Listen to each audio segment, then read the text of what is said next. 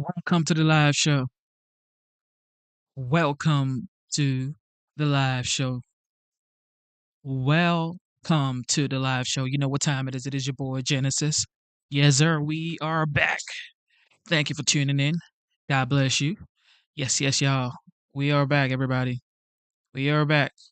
Okay. Like I said, I was going to come back here. Yes, I didn't know how quick I was going to come back here, but yes, I am here. One more time. Let's run it back. Let's run it. Let's run it. Let's run it. Okay. If you're just tuning in, thank you for tuning in. If you're just subscribing or liking the channel, thank you for tuning in, liking, and subscribing. We are here for another episode. Shout out to the new subscribers. And of course, the time is 12:11 p.m. And today's date is the 22nd of December, 2024. Yes, sir. We are back for another one. It is your boy Genesis. All right. As you all know, Turning Point is happening right now. Okay. Turning Point is happening right now. The legendary Donald J. Trump will be speaking today. And then Matt Gates, Tom Homan have already spoken. Okay. Ted Cruz have already spoken as well. So we're going to check out Matt Gates' speech and then we're going to talk about it. Okay. All right, everybody. Thank you for tuning in. Double tap your screen, subscribe to the channel. Let's get it. So much. I wish you were all in the United States Senate. I wanted quite badly to be your next Attorney General, and to be nominated by President Trump for that position was indeed the honor of my professional life. And I view it greatly as a validation of the choice that the voters in Northwest Florida made over and over again to send me to fight for them. But some things don't go according to plan. Matter of fact, one of my Republican colleagues said to me as I had been nominated, Matt, if you leave the Republican conference in the House of Representatives and go to the Department of Justice, we actually think you can improve the quality of both institutions. But I saw the writing on the wall, and that my nomination would cause a delay of the important work that we see ahead. And that is because there remain anti-Trump forces within the Republican conference in the United States Senate. And President Trump needs an Attorney General on day one. And I just assumed, when I withdrew my nomination, looking at everyone else who had been Attorney General, that I would be replaced by someone less attractive. But instead we got Pam Bondi, who is brilliant and lovely, who is talented and courageous, who is creative and bold. Pam Bondi will be a phenomenal Attorney General for President Trump. She has my support and all of ours, and Yes, we're going to do sir. everything to see that the mission is accomplished.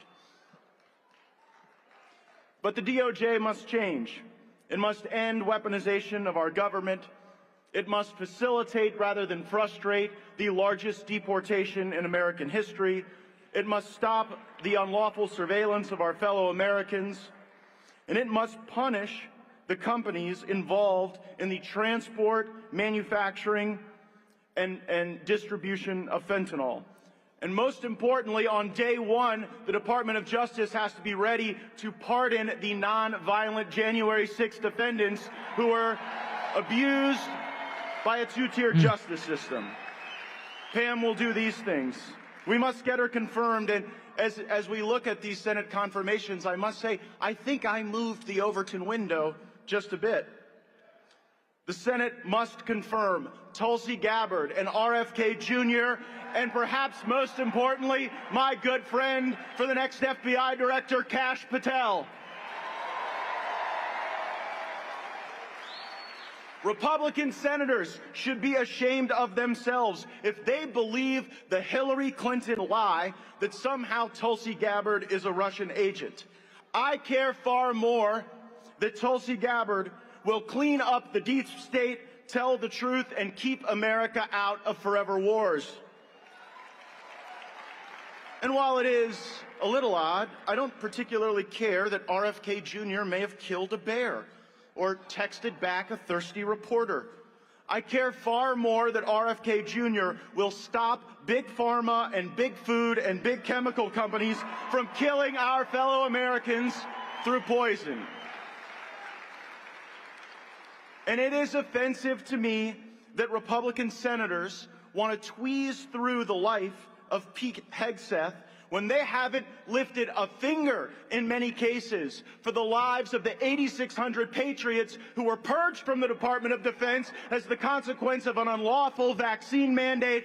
I won't rest, Hegseth won't rest, and Donald Trump will not rest until those patriots are welcomed back with their full rank and back pay.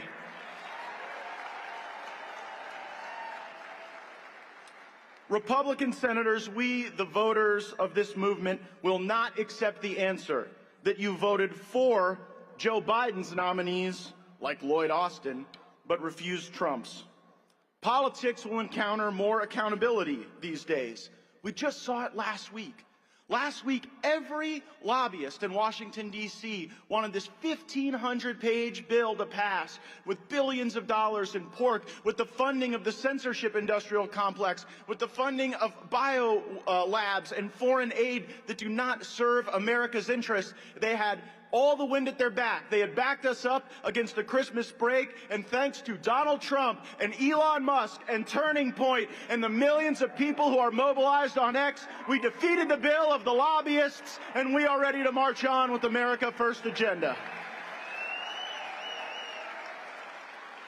And the Democrats, they just don't get it. They continue to criticize Elon Musk as if he is acting in self-interest, when we all see that Elon is acting alongside President Trump in the national interest. And we have something now that we've never had before. We have the ability to lash the resources that Elon is committed to with the energy and the mobilization and the infrastructure built by Charlie Kirk and animated by Turning Point Patriots in chapters all over America.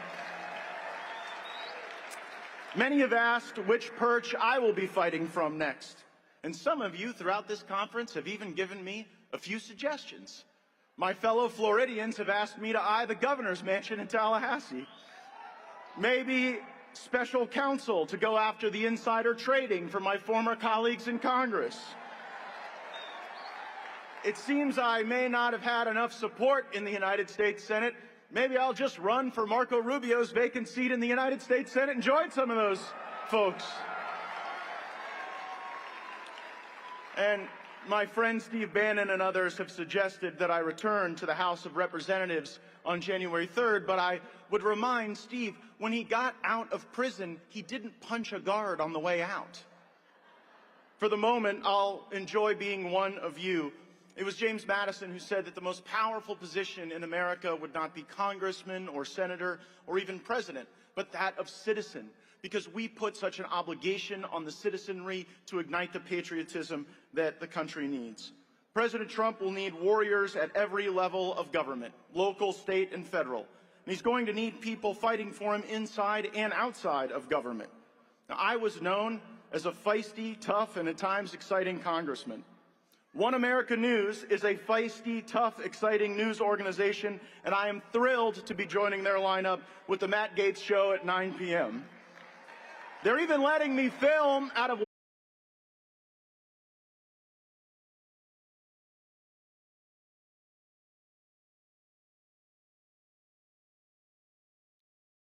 Thank you for tuning into the live show. You know what time it is. It is your boy Genesis. Okay, we're going to go back to what we were watching.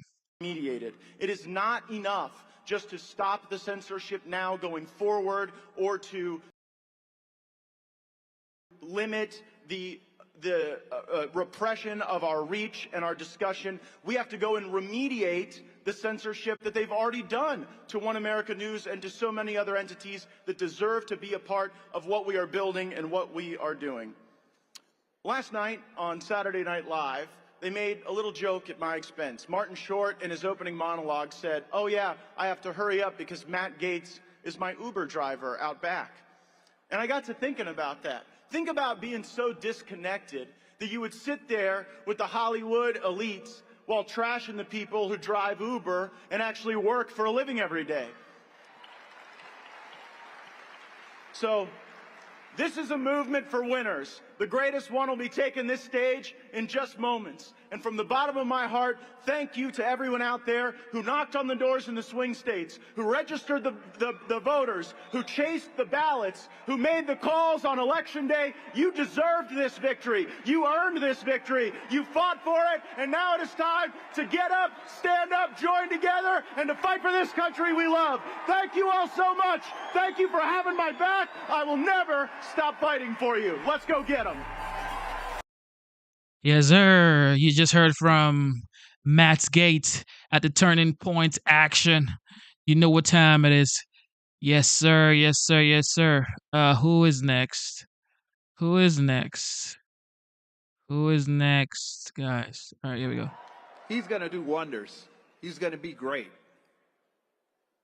But let me tell you why I'm here. I'm here to thank you for what you did on Election Day. Every single one of you across the country, as well as Democrats and independents, saw this country in the worst possible position it had ever been.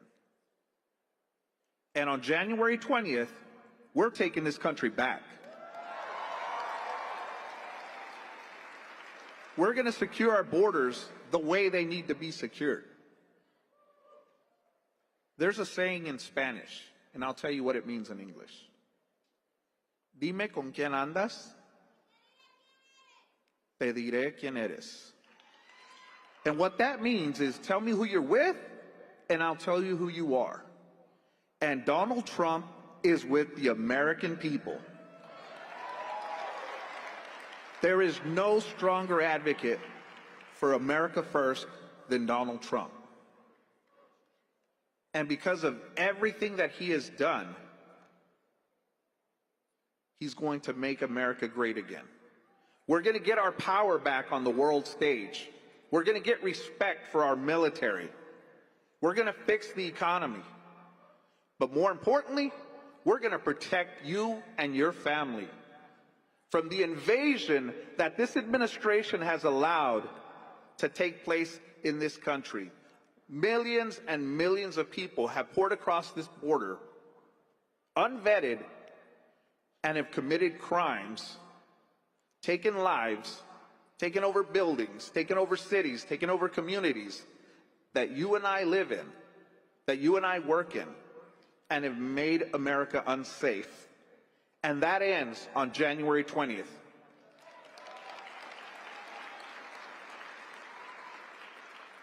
There is no president that I have served under that has done more for America than President Trump. And I've served under 5, going back 27 years. As someone who has protected this country, who's protected this border, nobody has done it the way Donald Trump has done it. And he has surrounded himself with the best people to get the job done. You've got Stephen Miller in the White House. You've got the next Secretary of Homeland Security, Kristi Noem. You've got Tom Homan. How much better can you be? We're going to secure this border once and for all. And we're going to erase the stain of the Biden administration and what they've done to this country. Before he pardons, before he commutes sentences, what he needs to do is apologize to the families who have suffered at the hands of illegal criminal aliens who have committed crimes in this country. He owes them an apology. He owes the Border Patrol agents an apology for accusing them of whipping Haitian migrants when that was another hoax. Never happened. So before he leaves, he needs to do those things. But do we have hope that he will? Absolutely not. Because he's going to continue to let this country become the laughingstock. Up until the time that Donald J. Trump takes the oath of office on January 20th, America will be back on that day. And I'm looking forward to it. We're going to protect this country. We're going to take it back. I'm a veteran. My son serves in the military. Got a daughter that just graduated with her master's degree last weekend. Got a daughter-in-law that's in college. A wife that's a college graduate. I have a wonderful family. And I want to make sure, President Trump wants to make sure, that your country can help you get everything that you want. God bless you. God bless Donald J. Trump. And God bless everybody tonight. Thank you. Shout out to Paul Perez, the National Border Patrol Council president. Yes, sir. Man, Charlie Kirk is doing a lot. He's already talking about 2026. It says, ballot chasing army needed to win in 2026 and beyond. Donate today. Yeah, man, this is absolutely amazing. All right, who's the next speaker? Let's get it. Well, God bless America. God bless America, man. 9 years ago, Donald Trump came down that escalator and announced to the world that he was going to make America great again. 9 years ago, the formula was pretty simple. We're going to rebuild our border. We're going to restore our economy. We're going to keep our communities safe. And we are going to make sure that America is strong enough to protect our interests and our allies around the world. For 4 years, that is exactly what he did every single day. For the last 4 years, America has been adrift. America has been weak. And when America is weak, the world is a far more dangerous place. But help is on the way.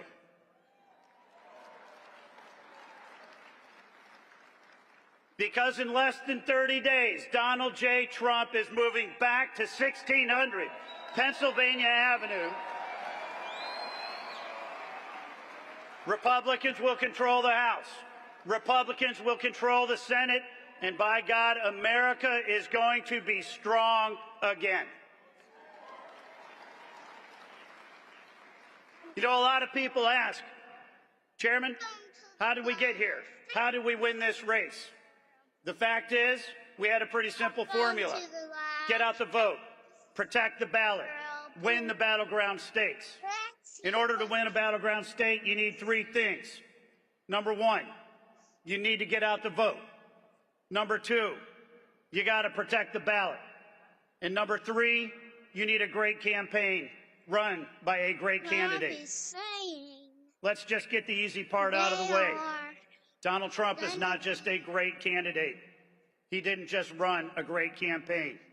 He is the single greatest leader of this party that we have had in the history of this party in generations.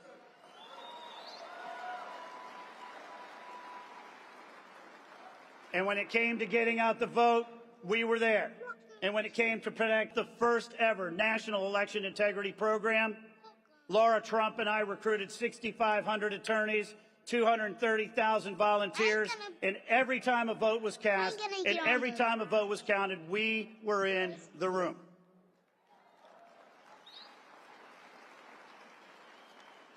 But I'll tell you this, I had the best campaign staff ever.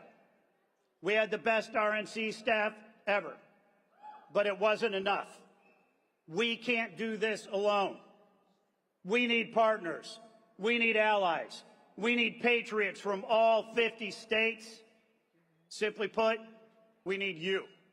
We would not have won this election, and Donald Trump would not be the president-elect today if it weren't for Turning Point and the people in this room.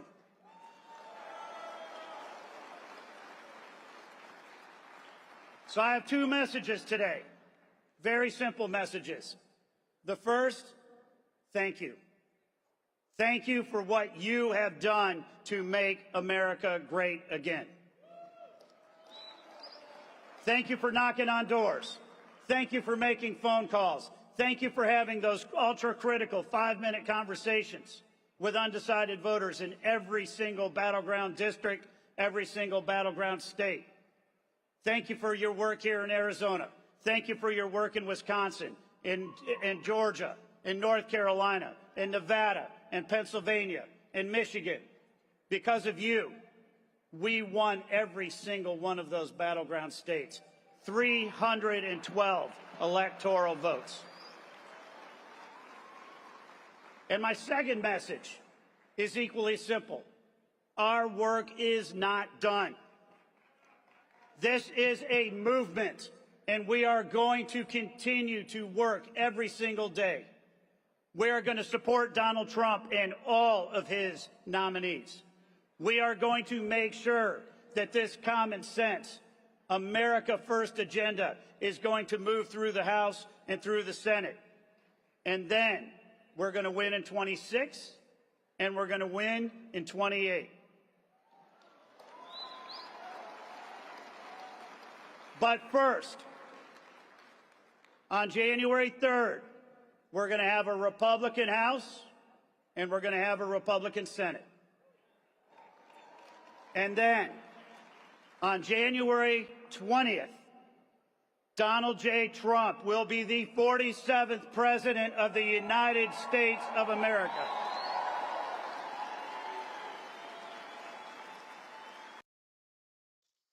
Thank you for tuning in to the live show. It looks like the legendary, the 47th, is now here. Let's get it.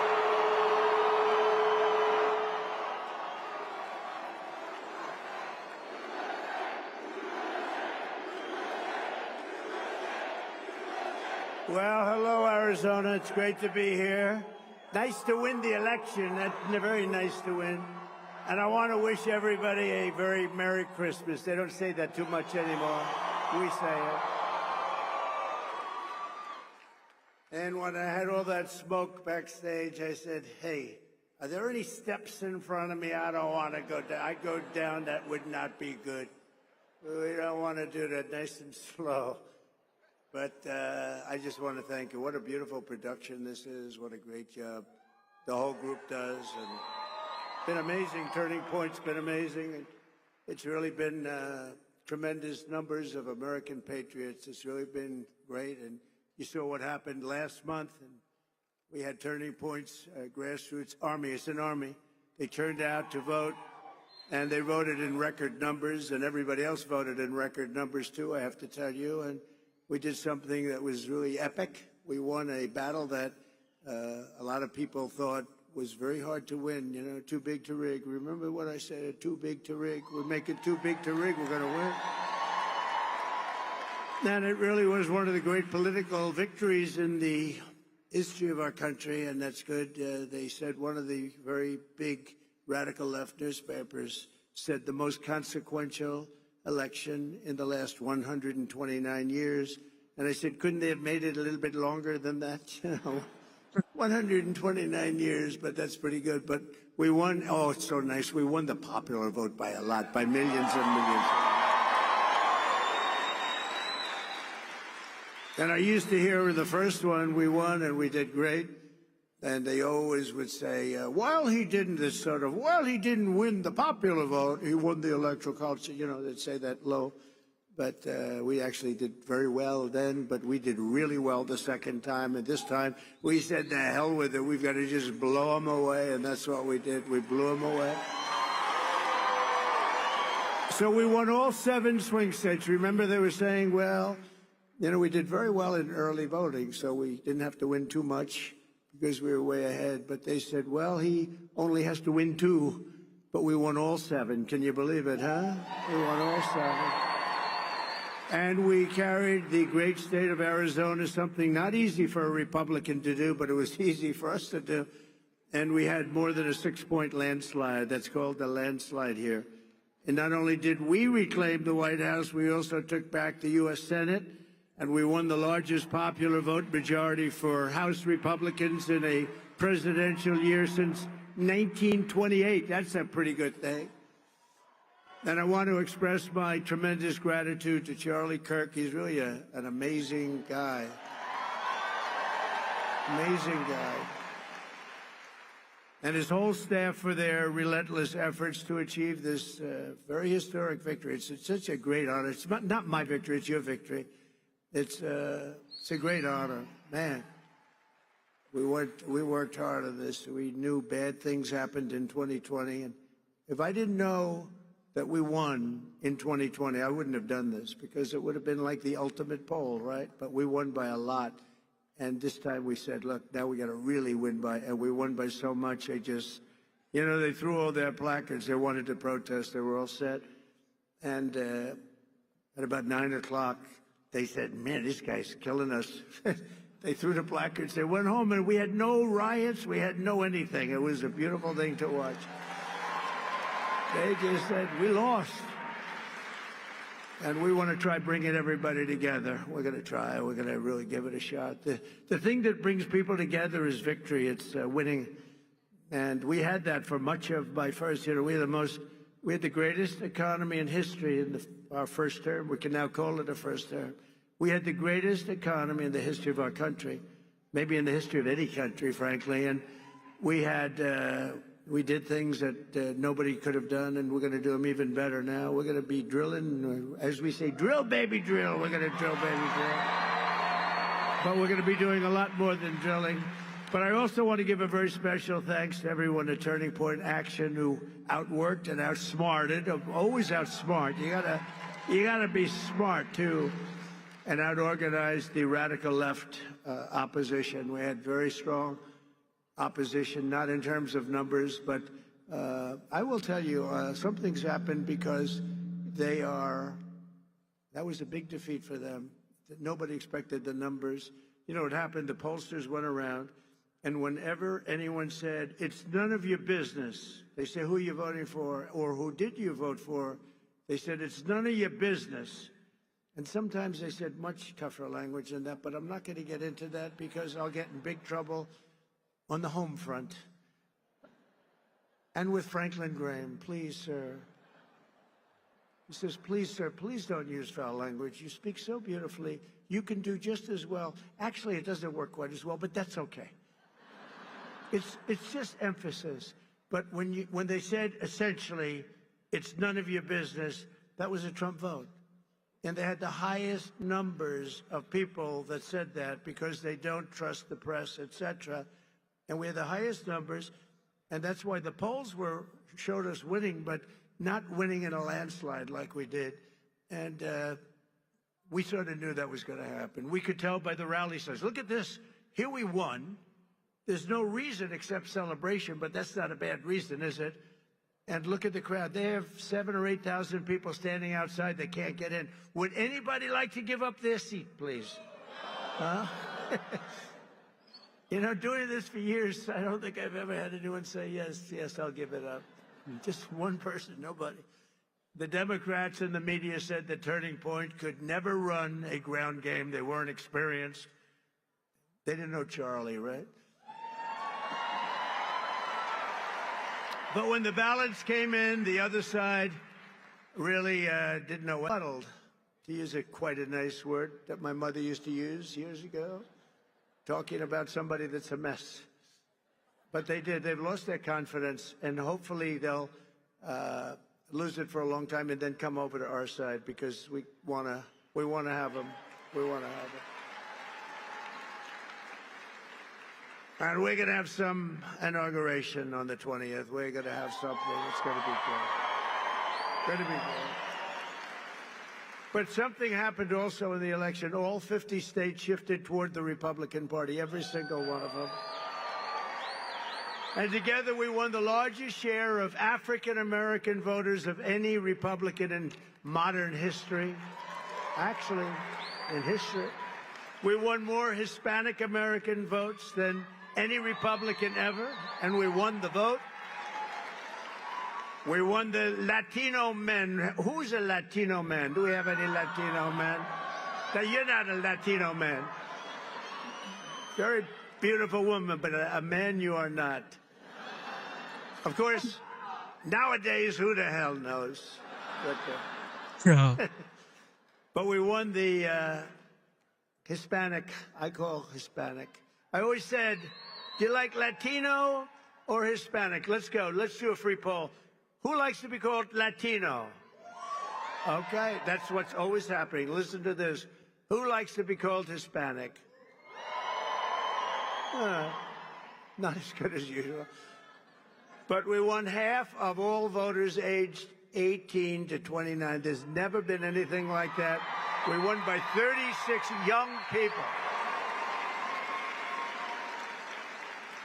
And we got the highest share of youth vote of any Republican ever before in history.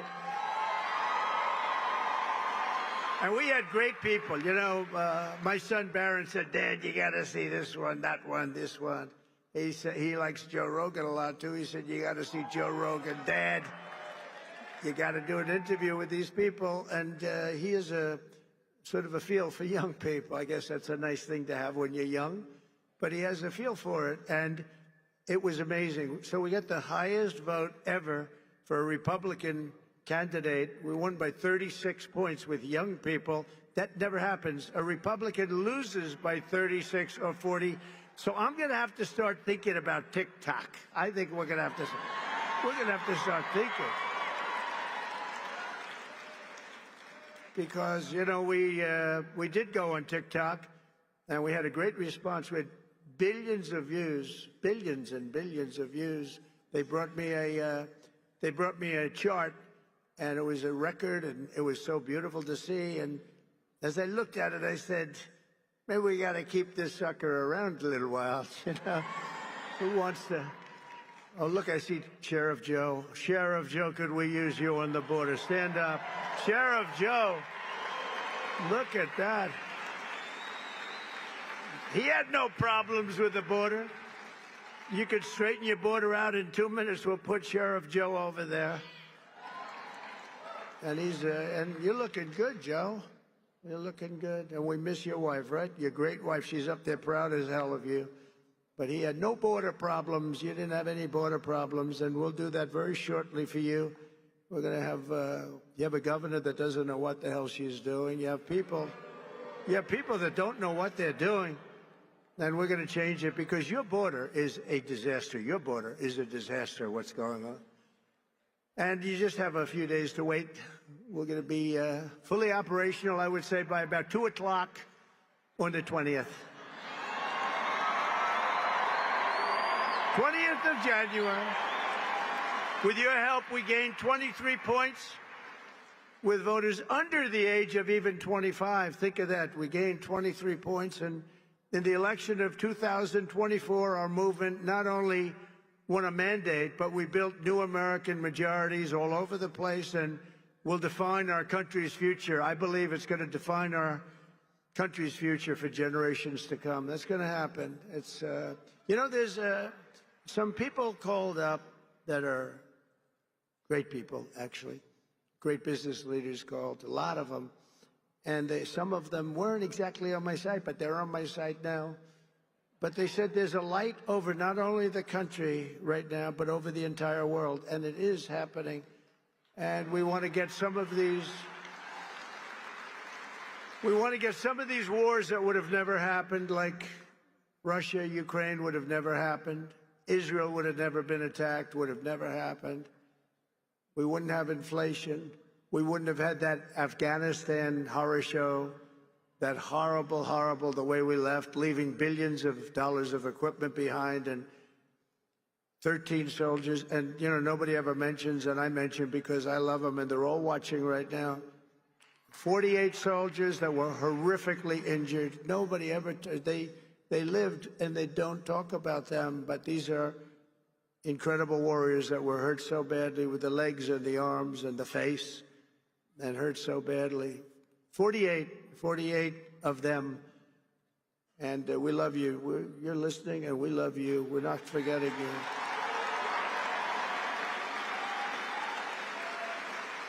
And for all of us standing before you today, I can proudly proclaim that the golden age of America is upon us.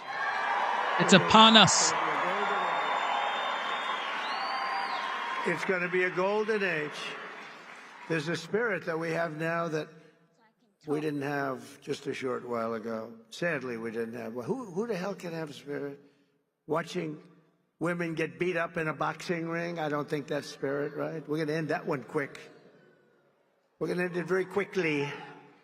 We're going to end that one very quickly. Since the election, the stock market has broken one record after another. The biggest gain of stock market after an election in history. That's a good sign. In a single month, small business optimism soared 41 points, which is a record. That's a record.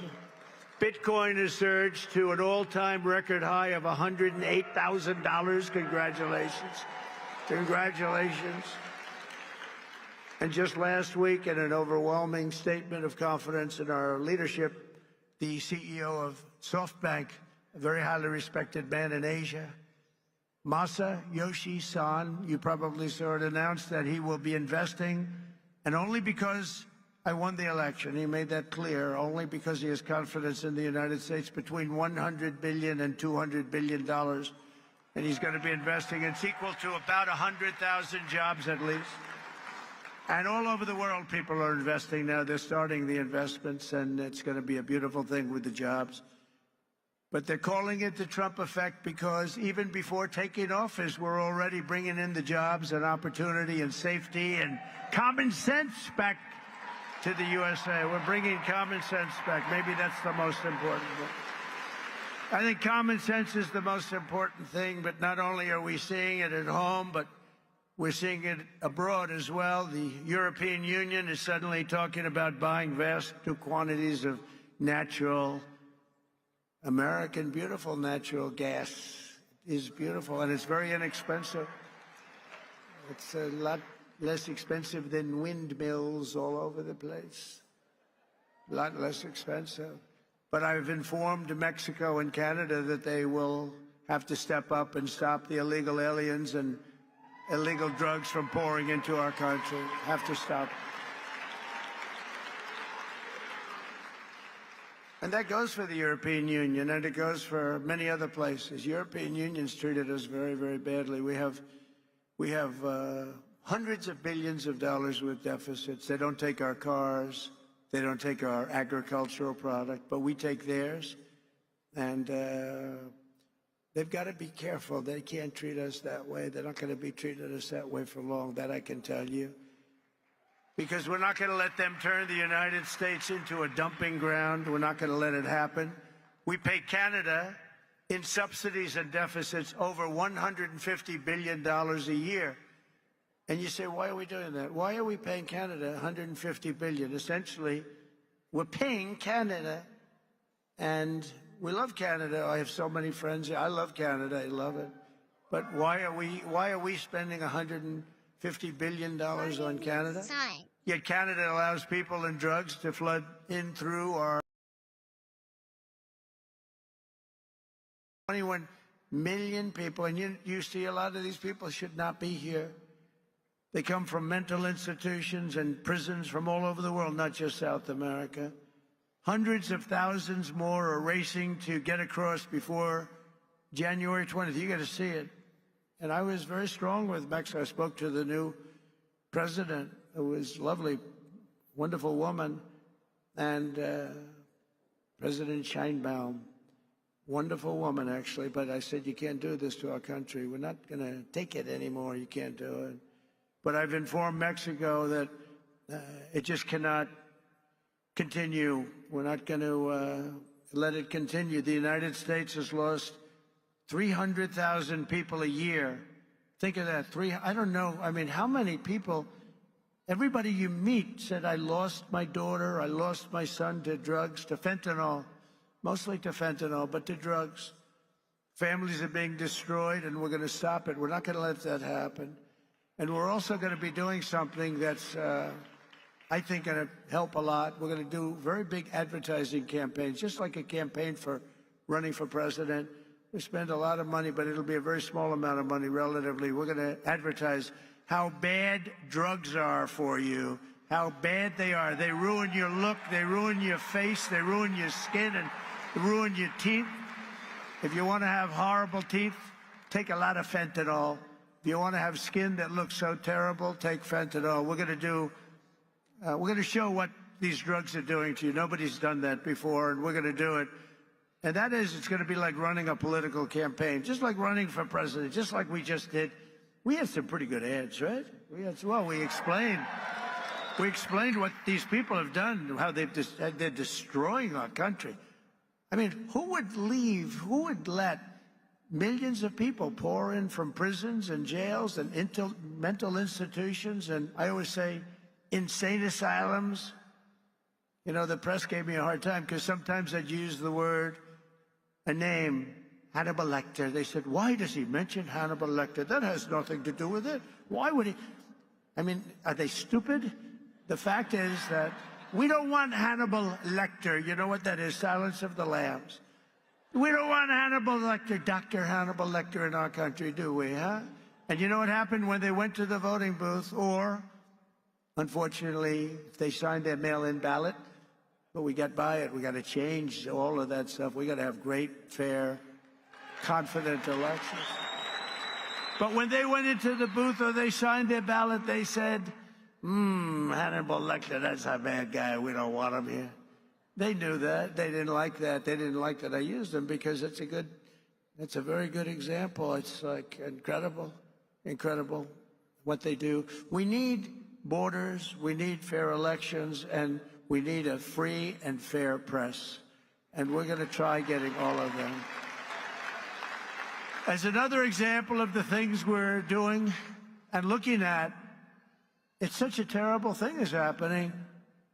The Panama Canal is considered a vital national asset for the United States of America due to its critical role, American economy, the whole world economy, and also national security. The Panama Canal. Has anyone ever heard of the Panama Canal?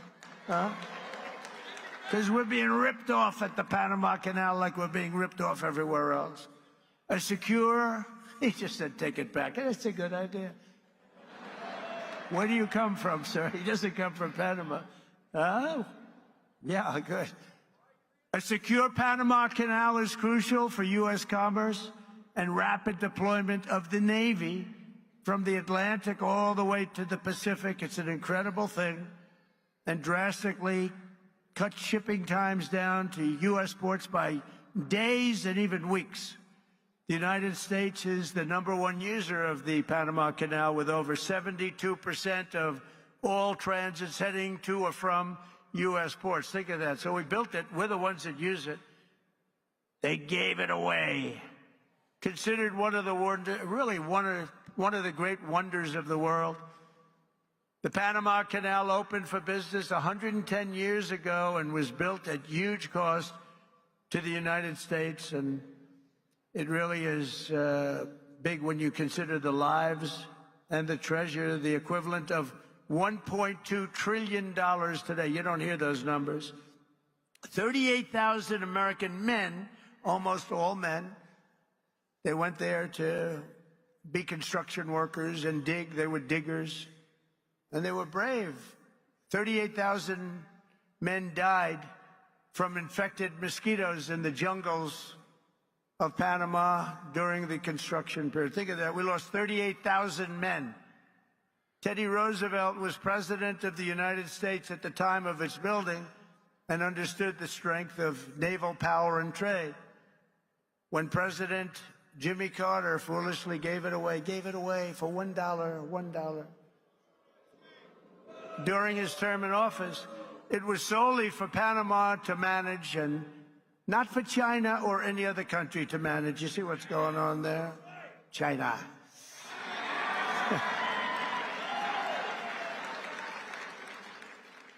It was likewise not given for Panama to charge the United States, its Navy, and its corporations doing business within our country exorbitant prices and rates of passage, which they do. They charge us like it's a disgrace. Our Navy and Commerce have been treated in a very unfair and injudicious way. The fees being charged by Panama are ridiculous, highly unfair, especially knowing the extraordinary generosity that has been bestowed to Panama, I say very foolishly, by the United States. this complete ripoff of our country will immediately stop. It's going to stop. The United States has a big and vested interest in the secure, efficient, and reliable operation of the Panama Canal. And that was always understood when they gave it to Panama. Can you believe that? We would never have done it if we thought what's happening now can happen, and we would never, and we will never, ever let it fall into the wrong hands. But it's falling into the wrong hands. It was not given for the benefit of others by a token of cooperation, but it was given to Panama and to the people of Panama, but it has provisions. You got to treat us fairly, and they haven't treated us fairly. If the principles, both moral and legal, of this magnanimous gesture of giving are not followed, then we will demand that the Panama Canal be returned to the United States of America in full, quickly, and without question. I'm not going to stand for it. So to the officials of Panama, please be guided accordingly. William McKinley, the 25th President of the United States, was because of the vast sums of money that he brought into our country, the person really who got us the money that President Theodore Roosevelt used to build the Panama Canal and a lot of other things. McKinley was a very good, maybe a great president. They took his name off Mount McKinley, right? That's what they do to people. Now, he was a great president, very good president at a minimum. He was a very good businessman. He was a businessman, then a governor, very successful businessman, and then he ran for president, and he won. And he was able to use business principles, and he was a strong believer in tariffs. And we were actually probably wealthiest of any time, relatively speaking, at any point in the history of our country.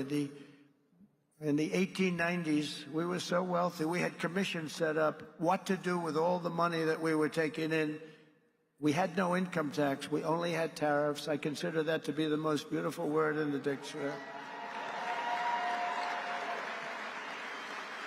But President McKinley was the president that was responsible for creating a vast sum of money in the United States that Teddy Roosevelt then spent. So let's say they were both excellent presidents, but McKinley did that, and that's one of the reasons that we're going to bring back the name of Mount McKinley, because I think he deserves it. I think he deserves it. There are lots of things we can name, but I think he deserves it. That was not very gracious to somebody that did a good job, and as you know, he was assassinated. He was assassinated. We have accomplished so much in just 47 days since the election, but that's only the beginning of what we will achieve together as the 47th President of the United States of America. Over the past few weeks, I've nominated an all-star cabinet of some of the most fearless, determined, and brilliant individuals ever to step forward for public office.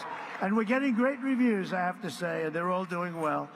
But we're getting fantastic reviews on the people that we chose. It's we chose. Because I wouldn't choose them if I didn't think you liked them. I don't have that kind of courage. You like every one of them, and everybody. I mean, people are amazed at the quality. Our Secretary Scott of the Treasury is central casting, the whole group. But to get wokeness out of our military and restore the unquestioned strength and fighting spirit of the American Armed Forces, I've appointed Pete Hegseth to be our next Secretary of Defense. He's going to be great.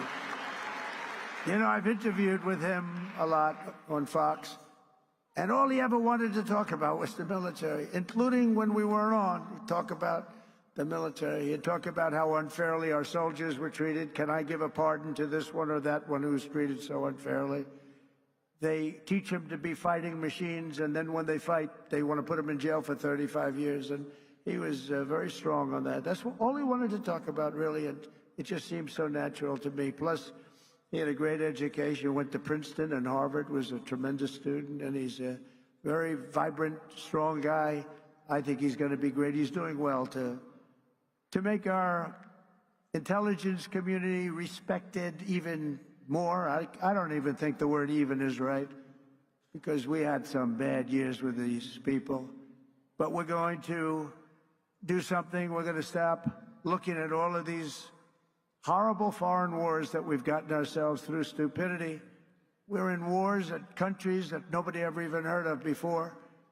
And we're going to be smart. We're going to be guided by strength. And we're going to have peace through strength like we had. I had no wars other than I wiped out ISIS. We wiped out ISIS in a small fraction. They said it was going to take 5 years. It took 4 weeks. We have a great military, not the ones you see on television, the real generals, but I've nominated Tulsi Gabbard as our Director of National Intelligence. And to be our next Secretary of Health and Human Services, I decided, look, something's going on here. When you look at, like, autism from 25 years ago, and you look at it now, something's going on, and I nominated Robert F. Kennedy, Jr.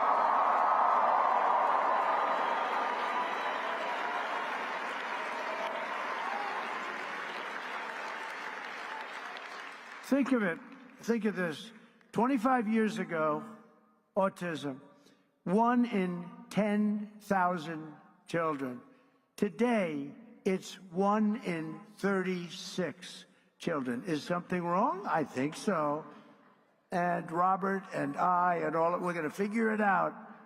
But did you ever hear numbers like that? Something's wrong. Something's wrong. Likewise, there's been a 25% increase in childhood cancer and a staggering increase in chronic diseases. So together we're going to make America healthy again. We're going to make America healthy again. Something's happening. Something bad is happening. And to end the weaponization of law enforcement and restore fair, equal, and impartial justice, we will have an outstanding new Attorney General in Pam Bondi. She's fantastic. She is fantastic. Known her a long time. And I'm very pleased to report that Christopher Wray is on his way out. He's resigned. And he will soon be replaced by our next FBI director, somebody who I think is going to be one of the greatest, maybe the greatest director of them all, Kash Patel.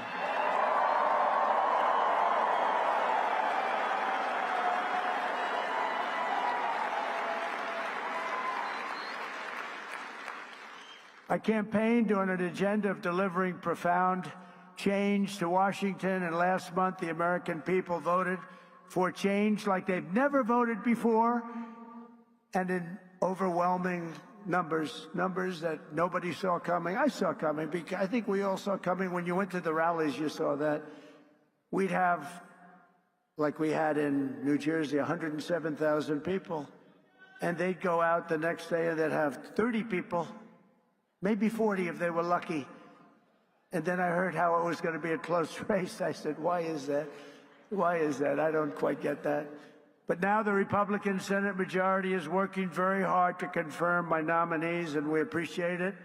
And with the help of this dream team cabinet, and we have so many others I won't bother mentioning, but you know every one of them, we're going to embark on the most exciting and successful period of reform and renewal in all of American history. We're going to do something that's going to be really, really special. You're going to be so happy. And as you know, I made a series of big day one promises in my campaign. You know them just as well as I do. And 29 days from now, I intend to keep those promises to the American people. And just as we did 4 years ago, my administration will live by the motto, promises made, promises kept. We did keep our promises.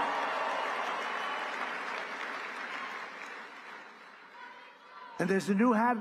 There's a brand new hat that's out. I saw it yesterday, the first time, and it's selling like hotcakes. It says, Trump was right about everything. And I don't want to brag, but we were right about just about everything, including foreign policy, these crazy wars that we're in. One of the things I want to do, and quickly, and President Putin said that he wants to meet with me as soon as possible. So we have to wait for this, but we have to end that war. That war is a horrible, horrible. The soldiers, the number of soldiers being killed, it's a flat plane, and the bullets are going, and there's powerful bullets, powerful guns, and the only thing that's going to stop them is a human body. They go dead flat land. Nobody's ever seen anything like it. Millions of soldiers have died now, millions. We're seeing numbers that are just crazy. Got to stop it. It's ridiculous. Would have never happened if I was president. That war would have never happened.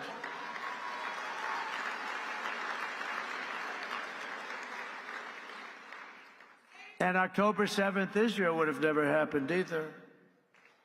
So much, our country would be so different and the world would be so different. But it's not. So we have to make it great. We're going to make it great. We're going to do it as quickly as we can.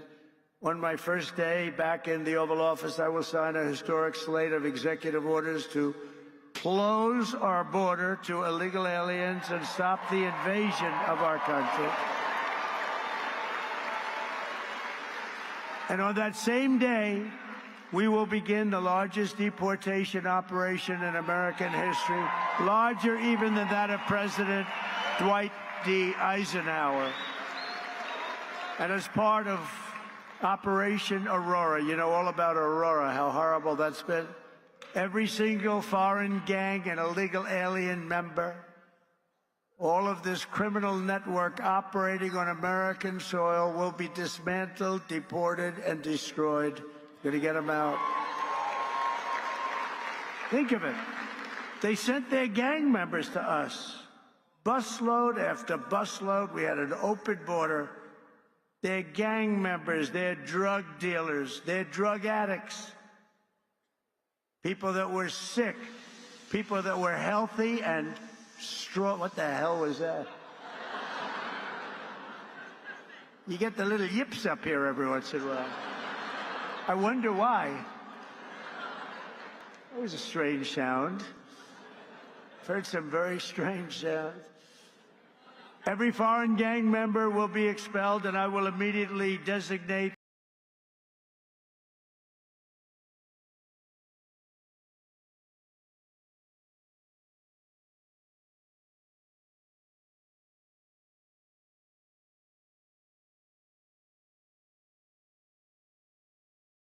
the cartels as foreign terrorist organizations. We're going to do it immediately.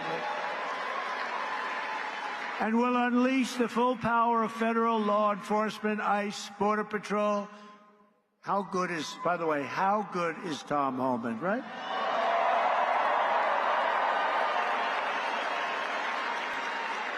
He's phenomenal. I've known him a long time. I'll bet you Sheriff Joe likes Tom Homan, right? Sheriff Joe, yes? Yep. He goes, yep. The DEA, the FBI, the intelligence community, and financial sanctions to remove the migrant gangs and criminals that are killing and raping and maiming our citizens. We're going to get them out. We're going to get them out. We're going to get them out fast. We have no choice. We have no choice, by the way. I don't want to do that, but we have no choice. Last thing I want to do could have been so much easier. The election wasn't rigged. It would have been a much different thing. But this will show something. This is going to show how we do it and how good we are. You know, we showed how the opposite philosophy runs a country, and it wasn't good. They had an approval rating today. It was 14%. Nobody's ever had an approval rating of 14. That's the lowest approval rating. And we're going to have a very high, in fact, we already have a very high approval rating. We're way up, way, way, way up, higher than almost anybody, higher than anybody as of this morning. We will end the occupation, and January 20th will truly be Liberation Day in America. Is that okay? Liberation Day. And this great liberation will be in honor of all of the victims of migrant crime and all of the angel moms and angel dads who have lost their really incredible kids that, you know, they're going around for years and years. And I talk to them all the time. I know so many of them. And many of them are here. And we can just say, we love you, we're with you. They had so little help from the politicians on the other side. We're joined today by Patty Morin, the mother of Rachel Morin, who you know all about, a beautiful mother of 5 who was murdered by an illegal alien monster who entered our country under the open border policies of the Biden administration. Your borders are always not too good. Your borders are, that was not Tom Homan, I can tell you. But Patty, those days are over and they will soon be over. I hope we're just not going to have, how can you say never again, but we're going to have as few as possible. It's going to be rough, and it's going to be rough on the ones that do that kind of damage to you and to our country. Where is Patty? Is she here someplace? I just want to thank her. Hi, Patty. Thank you very much. Thank you very much for being here. Appreciate it. Thank you, Larry. Do you want to come up for a second, Patty? Huh? Do you want to come up? I had lunch with Patty, and she suffered greatly. I said, let me help you with your eyes, because I want to help her with her eyes. She has an eye situation that can be fixed with some medical help.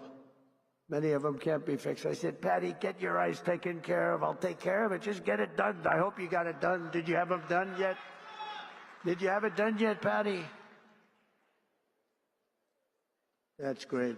Oh, you look good, Patty. Be careful.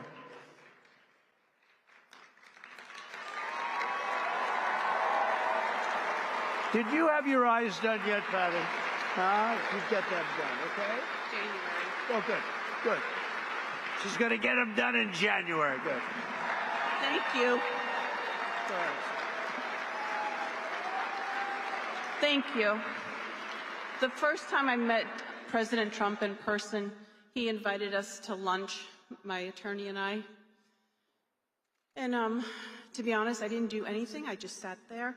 I didn't really speak because I wanted to watch the man and listen to what he had to say and what his conversation was like, because I knew he wasn't a politician, but I knew that he had been president before, and I wanted to see if he was a real, authentic man who actually cared for the American people. And so I watched him. I watched how he interacted. I also watched how much his staff really respected him and how much his staff loved working for him. But the thing that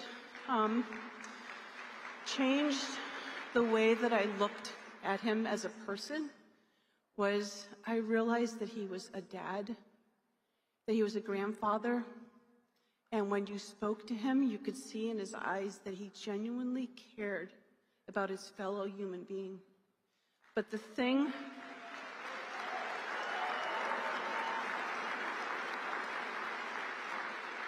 I appreciate the most is that he heard the cries of a mother, and he cared, and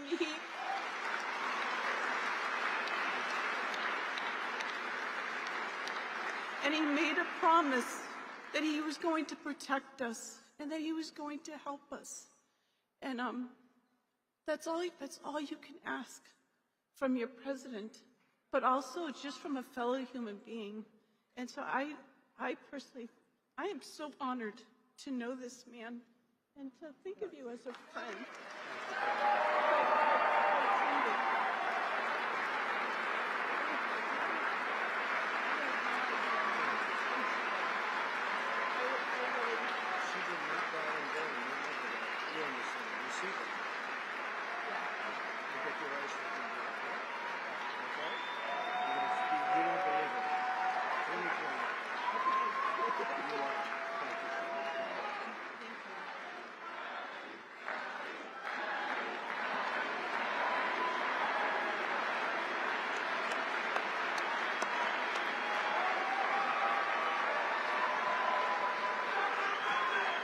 Thank you very much. She's been through hell. Who wouldn't be? I mean, so many people, so many, I call them angel moms, and they go through hell. And many of them say it doesn't get any better, but we have to hope it does get better. Also with us is a very special guy, the president of the National Border Patrol Council, Paul Perez. He's incredible. He's doing a fantastic job, and he wants to do the job right. Hey, Paul, come on up here, Paul, quickly. Paul, in 1 month, the Patriots of Border Patrol will once again have a president who will back you and will have you, and we're going to work together as we have done in the past. You know, we had the safest border in the history of our country. And you remember the famous sign that I pulled down? That sign was about how good the border was. I haven't used that sign much lately. Well, we won, so I guess I don't have to use it, but we really do have to use it, because the fact is that we have to have strong, safe borders, and we have to have men like this and women who are doing an unbelievable job. I've gotten to know a lot of them. I'll tell you what, they're tougher than I am. I don't want to mess with them, right? But this man has done as the head, and also replacing a very good guy. We know that, right? And he's going to have a good life. I hope he's going to, because he was a very special guy, and you're a very special guy. Say a few words, please, Paul. I mean, we're back. America is back. The strength and security that Donald Trump brings to the White House is what we've needed. He's done it before. He's going to do it again. We're going to make all of these communities safe. And like Tom Homan said, if you're not going to help, get the hell out of the way. Donald Trump is by far the best president in the history of this country, and he's going to show everybody exactly why. Thank you.